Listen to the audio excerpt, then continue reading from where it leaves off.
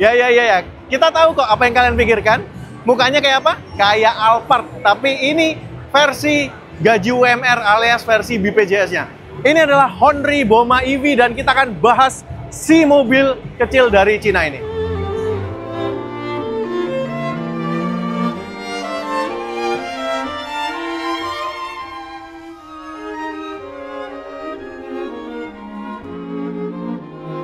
Hai, welcome back to Autoresmax dengan saya Satria Katana. Dan di sebelah saya ada sebuah mobil yang mungkin beberapa waktu terakhir ini lumayan viral. Ini adalah Honri Boma EV, sebuah mobil listrik kecil. Sesuai namanya, dia buatan dari Cina. Tapi saya nggak akan ngomong mereknya, yaitu adalah Honri. Karena kalau saya kepleset ngomongnya, itu bahaya. Typo dikit artinya bisa beda. Jadi kita akan panggil si mobil ini adalah Boma EV. Nah, Boma EV ini dibawa ke Indonesia bersama Utomo Corp. Jadi kalau kalian pernah charging mobil listrik kalian di chargingnya Utomo, yes, itu pabrikan yang sama atau perusahaan yang sama. Nah, kita akan bahas mobil ini ya, mulai dari dimensinya dulu, bagian depan, samping, dan belakangnya. Bagian depan tentu jelas Alphard banget. Dituntut nggak ya sama Toyota ya? Tapi Toyota Alphardnya udah ganti sih. Ya udahlah, biarin lah itu urusannya brand ini sama Toyota lah ya. Yang jelas dia menggunakan fascia depan kayak Alphard yang digeprek gitu ya. Paket hemat aja sih. Lampunya bagian depan udah menggunakan proyektor, tapi sayangnya kita nggak bisa nyalain nih. Jadi kita nggak tahu apakah ini LED atau masih halogen. Tapi untuk lampu sennya dia masih menggunakan bolam alias bulb biasa. Di sini masih ada LED di area-nya dan grillnya seperti ini ya. Ini sebenarnya masih lubang loh. Kalau kalian pikir ini nggak lubang, salah. Ini masih lubang ya. Kita bisa masukin tangan seperti ini. Warnanya hitam glossy dengan warna silver seperti ini dan ada logo Honri-nya yang kayak angka persen gitu ya. Di sini nggak ada apa-apa, cuma ornamen aja ya. Dan masih di bagian depan, dia untuk chargernya ada di bagian tengah seperti ini ya. Dan bagusnya, dia itu sudah Type 2. Jadi nggak ada lagi tuh drama-drama pakai adapter kayak brand sebelah. Jujur aja build-nya kayak IMS aja lah kalian lah. Lihat sendiri lah. Emosi saya. Lihat sisi samping deh. Nah, sekalian kita mau buka apa yang ada di bawah kap. Bukan kap mesin ya, karena nggak ada mesin, ini adanya motor listrik. Jadi ini kap dari bagian depannya atau bonetnya.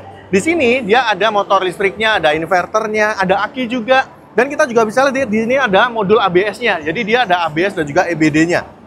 Udah sih, sisanya di bawah sih untuk mechanical yang pada umumnya ada air wiper dan sebagainya. Tapi di sini memang untuk mobil yang kecil, ini sisanya masih banyak. Tapi ya kalian nggak bisa berharap ada peredam atau gimana ya. Harganya murah. Dan ini kapnya enteng banget. Selain itu, buat buka kap mesinnya, kita tunjukin footage-nya aja kayak gimana ya. Kalian nilai sendiri lah. Nah, berikutnya di bagian samping, kalau tadi bahasnya negatif-negatif mulu, sekarang ada positifnya nih. Mobilnya panjangnya proper banget. Kalau kalian merasa REV, VF3, dan sebagainya kekecilan, ini ukurannya proper. Panjangnya sekitar 3,5 meter, dengan lebar sekitar 1,5 meter, dan tinggi 1,6 meter. Positif yang kedua, dia menggunakan velg. Ini ukurannya lumayan gede juga. Dia menggunakan profil 16555 R15 ya. Dan bannya dari merek apaannya nih? Maximum. Nggak pernah denger kayaknya. Berikutnya, dia pakai spion, ukurannya juga lumayan dan dia sudah ada lampu sennya. Jadi ada penanda dari sisi samping kalau lagi nyalain sen. Ini juga bagus. Tapi kalau kita pegang handle pintunya dan buka pintunya, ini gerasa chipnya, kerasa murahnya. Pertama, handle-nya tuh kayak kopong gitu. Dan pintunya juga rasanya kopong. Padahal biasanya mobil Cina itu rasa pintunya beb gitu ya, enak.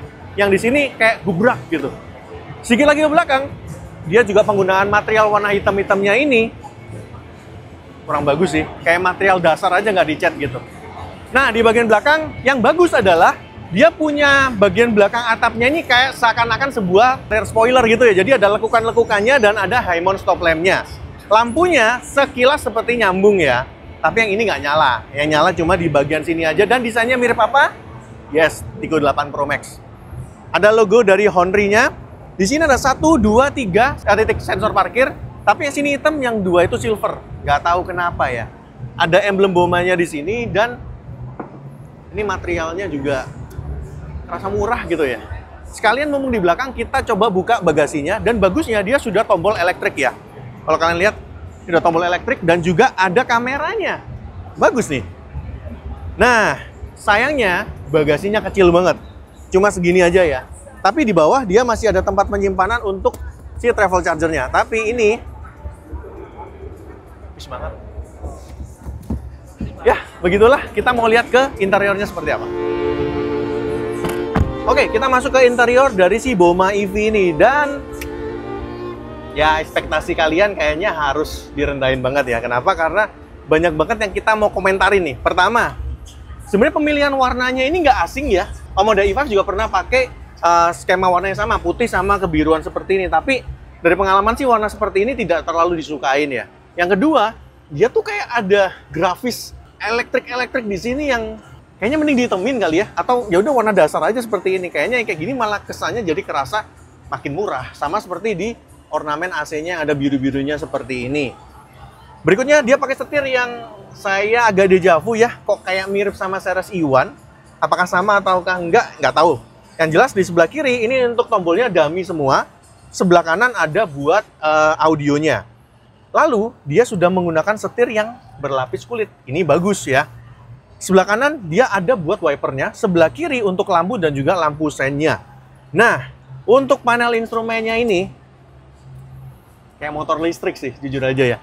Kecil, kayak kontras banget gitu, dan kesannya tuh, kesan murah sih, jujur aja ya. Dia ada indikator pintunya individual sih bagusnya. Jadi, dia pintu kiri kebuka, di sini kelihatan. Bagasi kebuka juga kelihatan. Dia ada mode eco dan juga mungkin normal ya. Ada speednya atau kecepatannya berapa. Terus di sini ada rate kali 1000. Ini sepertinya untuk power dari motor listriknya. Ada juga indikator baterai, lalu ada trip dan sebagainya, odo dan sebagainya juga ada di sini. Tapi jujur aja ini kecil banget. Dan seperti yang saya bilang, kesannya cheap. Di sini ada head unitnya. Dan head unitnya di sini untuk konektivitasnya sayangnya masih Bluetooth aja. Tapi setidaknya di sini ada beberapa opsi seperti dia bisa putar video, bisa lihat gambar, dia juga ada Bluetooth musiknya juga, dan juga ada radionya. Dan by the way di dalam sini ternyata ada memorinya, ukurannya 32 GB. Setelah itu di bagian bawah sini ada material black glossy. Nah ini bisa kasih black glossy, kenapa di sini harus pakai grafis sih? Kenapa kan di black glossy aja sekalian gitu loh, biar senada gitu ya. Dan di sini ada controller untuk AC-nya, dia masih putar-putar biasa sih, tapi oke lah, setidaknya dia punya mode pengaturan untuk semburan AC-nya. Nggak cuma ke atas doang, bisa ke kaki, bisa ke defogger. Jadi kalau kalian beli mobil yang jauh lebih mahal daripada mobil ini dan lebih popper, dan nggak ada pengatur semburannya, 2025 ini loh. AC-nya di bagian bawah seperti ini, lagi-lagi ada biru-biruannya. Di penumpang depan ini ada kayak kantong gitu ya, buat taruh handphone dan sebagainya. Di bawah sini, dia ada port 12 volt. Ada tempat penyimpan terbuka yang segede gini. Ada untuk USB-A buat chargernya. Hazardnya di sini, dan hazardnya sayangnya tombolnya kesannya kerasa murah banget. Dan di sini ada dial untuk transmisinya. Puter-puter sama seperti Wuling REV. Masih ada untuk rem parkirnya yang tentunya masih mechanical aja ya. Dan di belakangnya juga masih ada satu cup holder lagi. Dan di sebelah kanan dia ada tombol-tombol ya, mulai untuk pengaturan tinggi lampunya, lalu ada untuk TPMS, dan juga ada untuk mode eco-nya. Udah sih itu aja. Dia masih ada spion yang day and night view yang kualitasnya goyang seperti ini, dan juga ada lampu warna putih. Visornya nggak ada kaca, tapi yang sebelah kiri ada kaca kecil doang. Nah, yang lucu dia juga masih mendapatkan electric mirror. Kalau kalian beli mobil hampir 200 jutaan masih pakai tongkat sakti, kayaknya brandnya harus muhasabah diri ya. Di sini dia udah electric mirror kanan dan kirinya, dan untuk power window-nya, dia sudah auto down semuanya sampai ke belakangnya. Tapi up-nya enggak ya, enggak auto up ya. Nah, buat posisi duduk sendiri, seperti mobil listrik pada umumnya, kalian lihat, ini lantainya tinggi. Jadi kaki saya tuh agak naik. Dia kursinya sebenarnya bisa maju mundur, sama bisa recline. Tapi dia nggak bisa naik turun ya. Dan setirnya juga mati. Dan jujur aja ini posisinya mirip-mirip sama REV sih. Lebih enak dikit lah, karena dia bodinya emang lebih gede. Dan untuk seat beltnya juga fix, nggak bisa diatur naik turunnya. Seperti itu, kita lihat ke bagian belakangnya. Nah, kita mau ngetes mobil ini kedap atau enggak. Karena biasanya mobil Cina kan kedap-kedap tuh. Ini videographer udah dalam, tutup semua kacanya, kita mau tutup. Masih masuk sih suaranya ya. Ya, kita nggak bisa expect banyak lah ya. Kita bahas duduk bangku baris keduanya ini.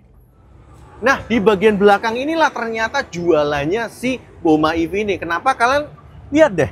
Legroomnya, ini tadi posisi nyetir saya ya. Dan saya duduk seperti ini legroomnya gila, gede banget. Udah berapa kali tangan nih. Panjang banget. Headroomnya juga gede banget karena balik lagi mobilnya kotak ya.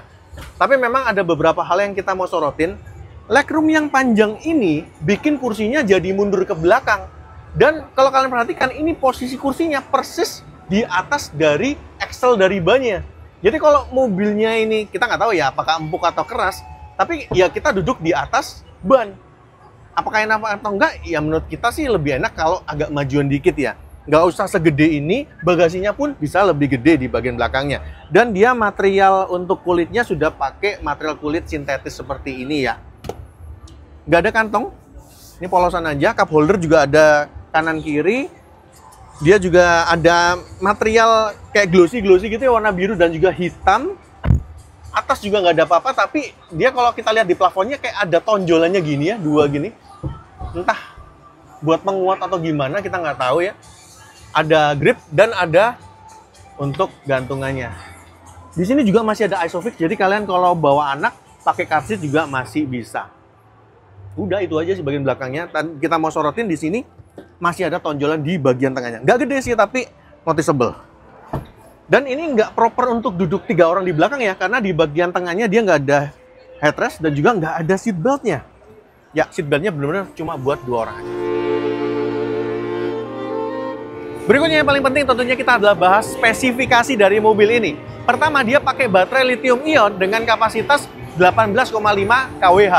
Yang kedua, dia pakai motor listrik PMSM, tenaganya 30 kW, torsinya 84 Nm, dan mobil ini bisa berlari dengan kecepatan maksimal 100 km per jam.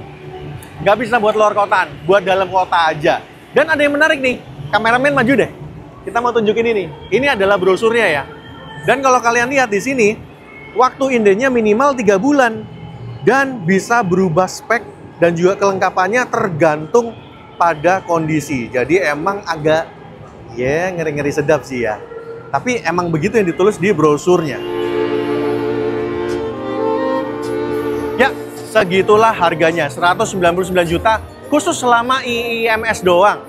Setelah IIMS berapa? Ya kita nggak tahu. Tapi sementara harganya segitu. Dan kita sampai di kesimpulan. Buat siapakah mobil ini? Pertama, buat kalian yang kepengen banget mobil listrik, budgetnya juga cuma segitu.